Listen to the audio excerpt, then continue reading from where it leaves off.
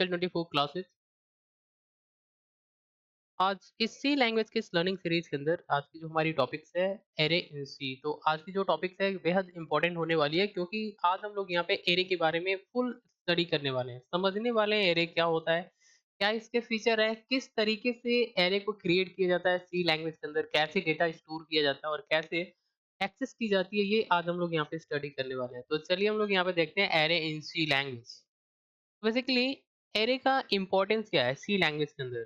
जब हम लोग सी लैंग्वेज के अंदर कोडिंग कर रहे होते हैं तो हम लोग यहाँ पे डिफरेंट डेटा टाइप के साथ काम कर रहे होते हैं। जैसे वो हमारा हो सकता है इंटीजर डेटा टाइप हो, वो हमारा हो सकता है फ्लोट डेटा टाइप हो, वो हमारा हो सकता है कैरेक्टर हो या स्ट्रिंग हो। तो हम लोग यहाँ पे डिफरेंट डेटा टाइप के साथ हम लोग काम कर रहे होते हैं सी के कोड के अंदर। लेट्स सपोज अगर हमको सी के कोड के अंदर एक इंटीजर डेटा टाइप की जरूरत है जिस पे हमको कोई ऑपरेशन परफॉर्म करना है, तो हम लोग यहाँ पे लिखते हैं इंट, एक वेरिएबल बनाते हैं और फिर हम यहाँ पे डेटा जो होती है इंटीजर टाइप की उसको वेरिएबल के अंदर स्टोर करते हैं। लेकिन क्या हो जब हमको एक डेटाबेस क्रिएट करना है, एक डेटाबेस क्रिएट करना है, सपोज दैट ये हमारी एक डेटाबेस है जिसके अंदर हम डिफरेंट इंटीजर वैल्यू को स्टोर करना चाहते हैं। अब यहाँ पे अगर हम लोग देखें, यहाँ पे 3 है, 5 है, 6 है, 4 है, 9 है, 5 है। तो ये हमारी क्या है, ये सपोज दैट ये हमारी एक सिंपल सा डेटाबेस है जिसके अंदर इंटीजर वैल्यू, डिफरेंट टाइप के इंटीजर वैल्यू को हमने यहाँ पर स्टोर किया है। ठीक है? तो जब हमको ऐसे कई सारे इंटीजर वैल्यू को एक कोड के अंदर यूज़ करना होता है, तो क्या होगा, हर एक वेरिएबल यानी हर एक वेरिएबल के लिए अलग-अलग डेटा जो होगी वो स्टोर होगी। जैसे मान लीजिए हमारे पास ये 5 है, तो 5 के लिए एक वेरिएबल बनाएँगे जिसके अंदर हम 5 को स्टोर करेंगे। 6 है, 6 के लिए हम लोग एक वेरिएबल बनाएँगे जिसके अंदर 6 को स्टोर करेंगे। तो इसका मतलब हमारे पास मल्टीपल वेरिएबल होंगे इस डेटा को स्टोर करने के लिए। तो जब हम डेटाबेस के साथ काम कर रहे होते हैं, जब हमारे पास एक लॉन्ग रेंज की डेटा है जिसके अंदर हमने बहुत सारे इंटीजर वैल्यू को स्टोर किया है डेटाबेस के अंदर, कई सारे हमने फ्लोट वैल्यू को स्टोर किया है, कैरेक्टर वैल्यू को स्टोर किया है। तो इस केस के अंदर हमारे पास बहुत सारे वेरिएबल्स हो जाएँगे और इन सारे डेटा को एक डेटाबेस के अंदर हैंडल करने के लिए बहुत ही ज़्यादा प्रॉब्लम से हम लोग यहाँ पे फेस करेंगे। तो इसी प्रॉब्लम को सॉर्ट आउट करने के लिए सी लैंग्वेज के अंदर एरे आया है। एरे बेसिकली क्या होता है, एरे एक डेटा स्ट्रक्चर होता है जो फिक्स साइज होता है। सेक्वेंशियल एलिमेंट को ये सेम टाइप के, सेम डेटा टाइप के सेक्वेंशियल एलिमेंट को ये क्या कर सकता है, स्टोर कर सकता है। और ये अलाउ करता है, एरे अलाउ करता है कि हर एक डेटा को, एरे के अंदर अगर आपने डेटा को स्टोर किया है तो हर एक डेटा को उसके इंडेक्स नंबर से आप एक्सेस कर सकते हैं। ठीक है? एरे जो होती है ये हमारी continuous block of memory location जो होता है ये ऑक्यूपाई करता है, होल्ड करता है, जिसके अंदर हमारी जो डेटा होती है वो वन बाय वन आपकी स्टोर होती है, वन आफ्टर अनदर। यहाँ पे जो हमारी डेटा स्टोर होगी वो एक एरे के अंदर, वो हमारी इंटीजर हो सकती है, कैरेक्टर हो सकती है, फ्लोट हो सकती है। ठीक है?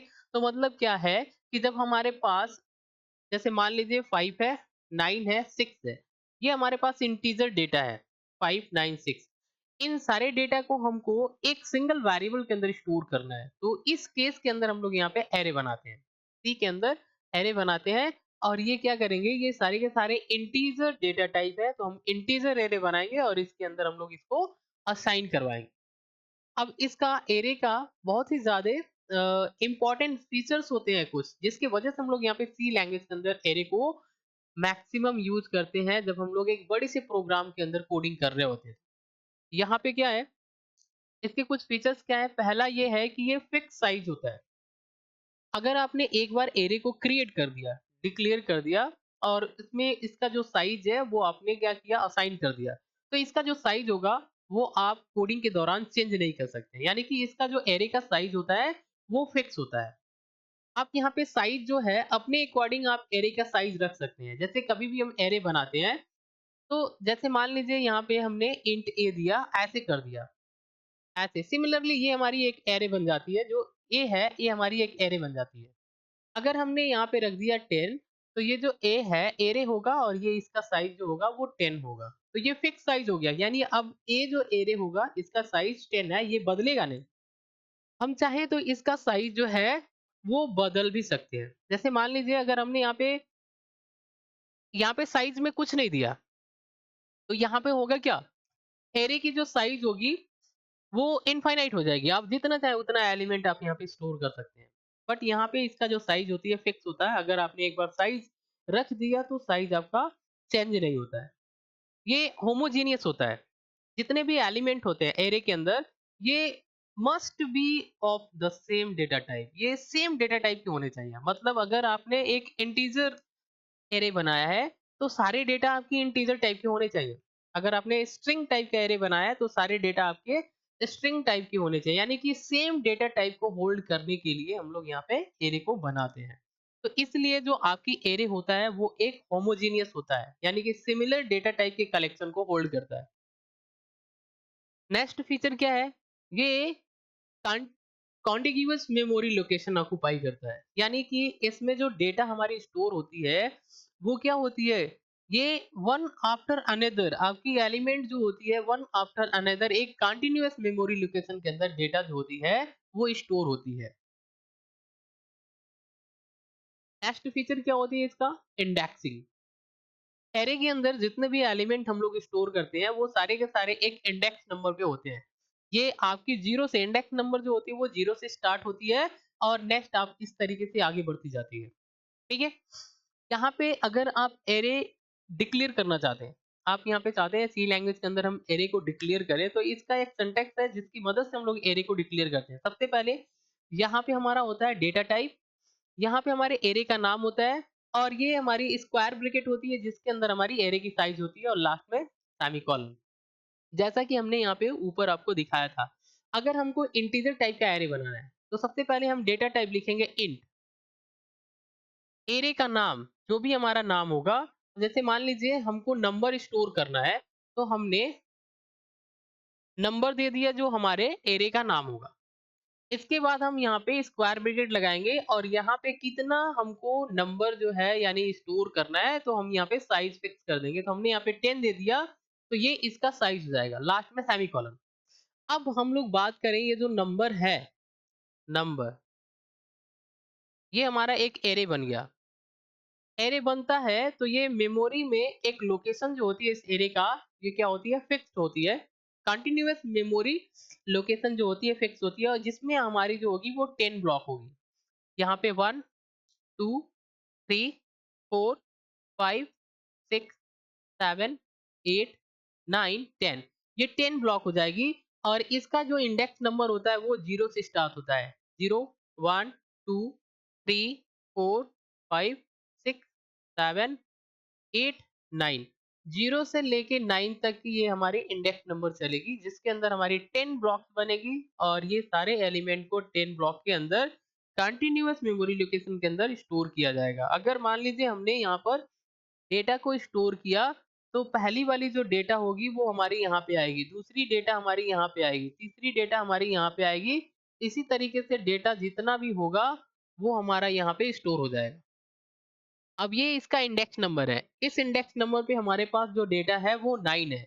1 इंडेक्स नंबर पे डेटा हमारा कितना है? 7, 2 पे कितना है? 6 है, 3 पे कितना है? 7 है। तो इस तरीके से हर एक इंडेक्स नंबर पे आपकी जो इंटीजर वैल्यू होगी, वो आपकी स्टोर होगी।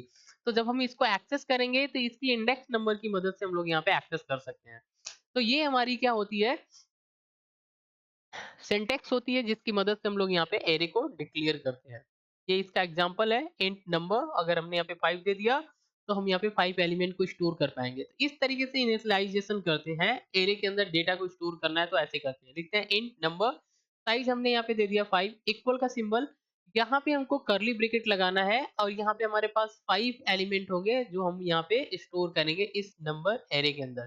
तो ये हमारी पहली एलिमेंट है 10, ये हमारी कितना है 20, ये हमारी 30, 40 एंड 50, ये हमारे पास 5 एलिमेंट है जो इसमें स्टोर होगा। ये स्टोर होगा तो कैसे होगा?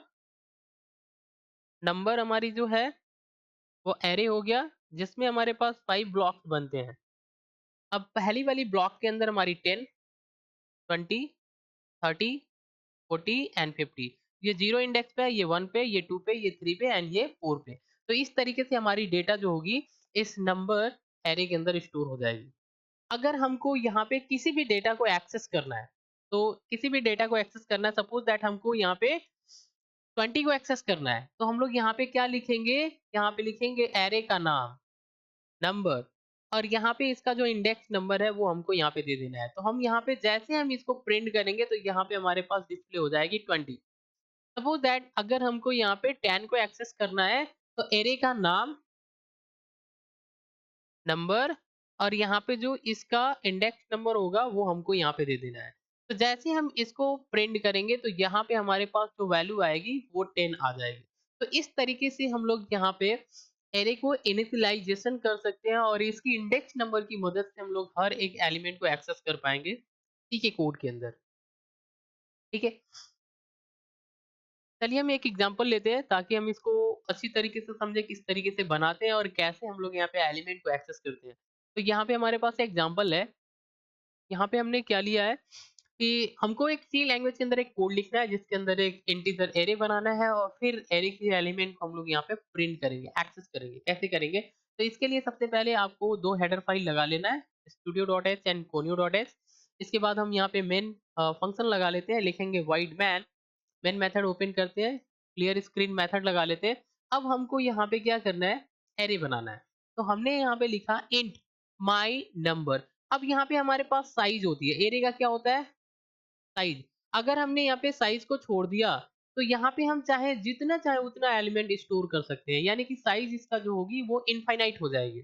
अगर हमने यहाँ पे साइज़ को फिक्स कर दिया, तो एरे का साइज़ यहाँ पे फिक्स हो जाएगा। सपोज़ दैट अगर हमने यहाँ पे एरे का साइज़ रख दिया यहाँ पे 5, तो ये 5 एलिमेंट केवल स्टोर करेगा, यानी कि इसका साइज़ जो है वो फिक्स हो जाएगा।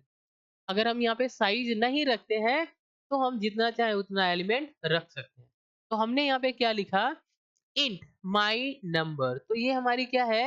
ये हमारी एक एरे का नाम है, ये इसका डेटा टाइप है और ये सिंबल है जिसकी मदद से हम आइडेंटिफाई करते हैं कि ये हमारी जो एरे वेरिएबल है।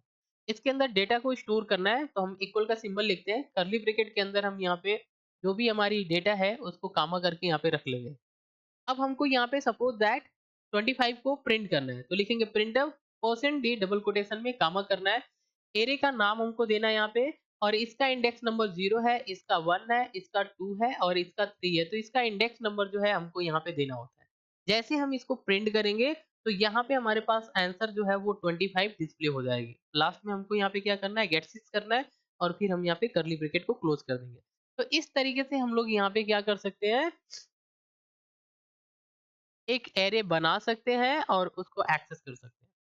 ओके, चलिए हम इसका प्रैक्टिकल करके देखते हैं। तो सबसे पहले हम क्या करेंगे? यहाँ पे turbo C plus plus open करेंगे। आपके पास जो भी कंपाइलर है सी प्लस प्लस का वो आप यहाँ पे ओपन कर लेंगे। अब हम यहाँ पे सबसे पहले क्या करेंगे? 2 हेडर फाइल लगा लेंगे। तो जैसे हमने यहाँ पे लिखा है hatch include studio.h and conio.h, यहाँ पे हमने void main ले लिया। यहाँ पे मेन मेथड की कर्ली ब्रैकेट ओपन करेंगे। हमने लिखा इंट नंबर, नंबर नाम का हमने एक एरे बनाया जिसका साइज हमने फिक्स कर दिया, 5 दे दिया है। अब यहाँ पे हमने एलिमेंट को रखा है 4 एलिमेंट। हम चाहते हैं यहाँ पे एक और एलिमेंट रखना तो हम यहाँ पे रख सकते हैं। तो हम हर एक एलिमेंट के बाद आपको यहाँ पे कामा से सेपरेट करना होता है। लास्ट में सेमीकोलन होती है। फिर हमने यहाँ पे क्लियर स्क्रीन मेथड को यूज कर लिया। फिर हमको यहाँ पे 2 को एक्सेस करना है तो ये 0 नंबर इंडेक्स पे होगा तो लिखेंगे प्रिंटफ परसेंट डी और यहाँ पे लिखना है आपको नंबर, यहाँ पे इंडेक्स नंबर दे देना है 0 और फिर हम यहाँ पे गेट सीएस कर लेंगे। तो इस तरीके से हम लोग यहाँ पे कोड को राइट कर सकते हैं जिसकी मदद से हम लोग यहाँ पे प्रिंट कर सकते हैं 0 नंबर इंडेक्स पे जो भी हमारी एलिमेंट है। तो इसको हम सबसे पहले कंपाइल करते हैं। तो देखिए यहाँ पे हमारे पास सक्सेसफुली कंपाइल हो चुकी है, हम इसको रन करा सकते हैं। तो जैसे हम रन कराएँगे तो यहाँ पे हमारे पास जो डेटा होगी 0 नंबर इंडेक्स पे वो हमारे पास यहाँ पे डिस्प्ले हो जाएगी। अगर हमको यहाँ पे सपोज़ दैट प्रिंट करना है हमको प्रिंट करना है यहाँ पे 8 को, तो 8 हमारा ये किस पे है? 0, 1, 2, 3, 4, 4 इंडेक्स पे है। तो हमको अगर 8 को प्रिंट करना है तो हम यहाँ पे इंडेक्स नंबर 4 दे देंगे। अब हम यहाँ पे अगर इसको रन कराते हैं तो देखिए यहाँ पर इस तरीके से हम लोग यहाँ पे 8 को एक्सेस कर पाएँगे। तो आई होप आपको समझ में आया। आज के लिए बस इतना ही। Thanks for watching. अगर ये वीडियो इन्फॉर्मेटिव लग रही है तो चैनल को सब्सक्राइब करिए एंड शेयर करिए। Thanks for watching.